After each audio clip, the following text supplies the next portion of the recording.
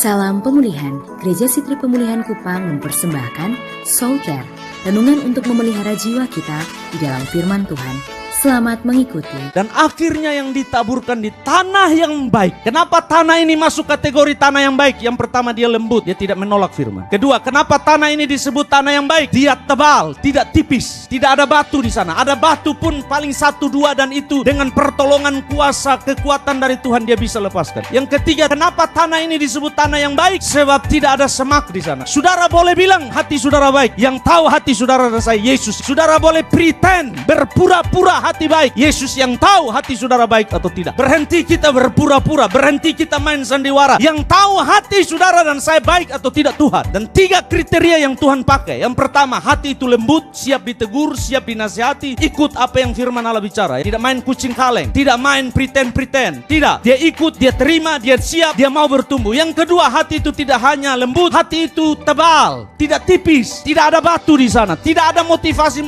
tidak benar, tidak ada keinginan tidak benar. Yang ketiga, tanah itu tidak ada semak. Baru tanah itu bisa disebut baik. Baik di sini tidak sedang bicara saudara melakukan sesuatu dilihat orang lalu baik. Tidak. Tuhan selidiki hati kita. Alkitab bilang bahkan yang baik saja hasilnya berbeda. Tanah yang baik saja hasilnya berbeda. Suami istri di dalam gereja hasil bisa beda. Ada yang 30, ada yang 60, ada yang 100. Satu tim pelayanan di dalam gereja ada yang 30, ada yang 60, ada yang 100. Beda hasilnya. Walaupun baik, tidak ada jaminan kalau hati saudara baik lalu 100 kali lipat. Siapa bilang? Lalu dari mana hati itu bisa menghasilkan buah yang baik? Lukas menjelaskannya. Lukas 8 ayat 15. Yang jatuh di tanah yang baik itu ialah orang yang setelah mendengar firman itu menyimpannya dalam hati yang baik dan mengeluarkan buah dalam ketekunan. Itu rahasianya.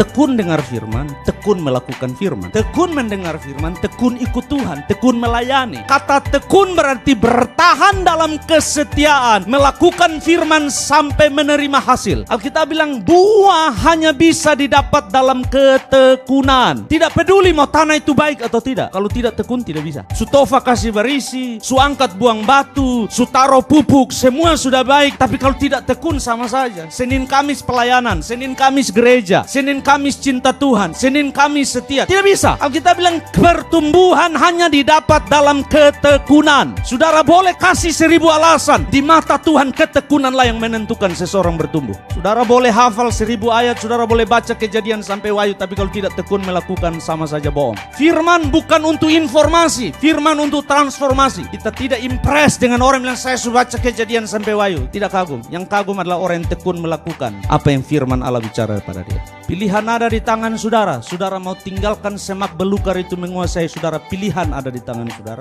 Saudara mau kasih tinggal batu itu ada di situ dan tanahnya tipis saja, silakan. Saudara mau entertain kekhawatiran, saudara mau entertain tipu daya kekayaan, saudara mau entertain keinginan daging, silakan. Firman Allah sudah dibukakan hari ini dengan jelas. Orang yang punya tanah yang baik, kalau dia tekun, ketekunannya itu memberikan hasil kepada dia. Kalau dia tekun 30%, 30 kali lipat. Kalau dia tekun 60%, 60 kali lipat. Kalau dia tekun, Tuhan bilang 100 kali lipat. Aku Allah yang tidak pernah berdusta. Demikian renungan dari Gereja Sitri Pemulihan Kupang. Tuhan Yesus memberkati.